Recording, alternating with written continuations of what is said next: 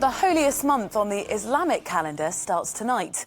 But social isolation measures mean many Muslims will be unable to celebrate the sense of collective community that Ramadan represents.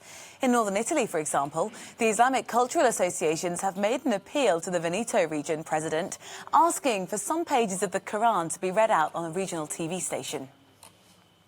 Zainab Gulamali is the spokesperson for the Muslim Council of Britain, and she joins us now live from London.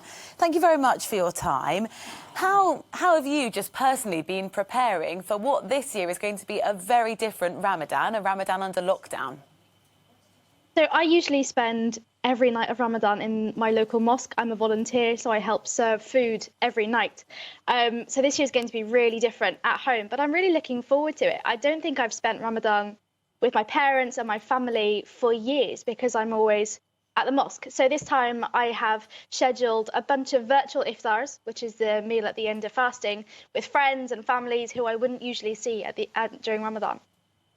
What kind of advice has been issued or given to, for some people, it's going to be really difficult to fast? Let's say you're a key worker working in hospital, working long shifts, all that protective equipment on. What advice have you given to them?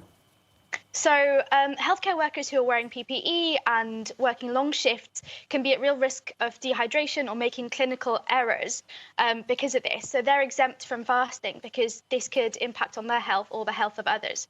And similarly, those who are physically or mentally unwell are always exempt from fasting. And this year, because of the pandemic, it's important for those who are unwell to make sure that they take the necessary precautions and don't fast.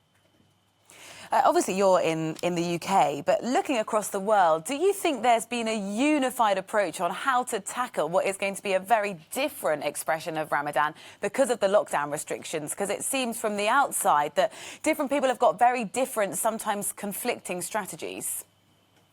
I think so. I think there's been a real drive across the road to, particularly within, in terms of spiritually and within mosques and Islamic centres, to make sure that they put as many of their services online as possible, which is really great. In the UK, we've had a lot of mosques switch to live streaming daily services. And because everyone across the world is doing this, you can be in London and tune in to a speaker that you really like in the US, for example.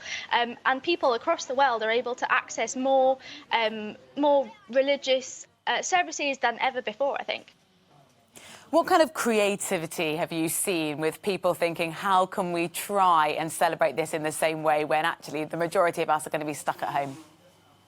So the virtual iftars are actually looking really exciting. I've seen a whole bunch of organisations organise iftars that on different subjects. So there'll be people sitting around a laptop on Zoom, breaking their fast together and then having a discussion about different things from sustainability to writing groups, having iftars whilst doing some work, and also lots of games and sessions organised for children who would usually be spending time in the mosque together.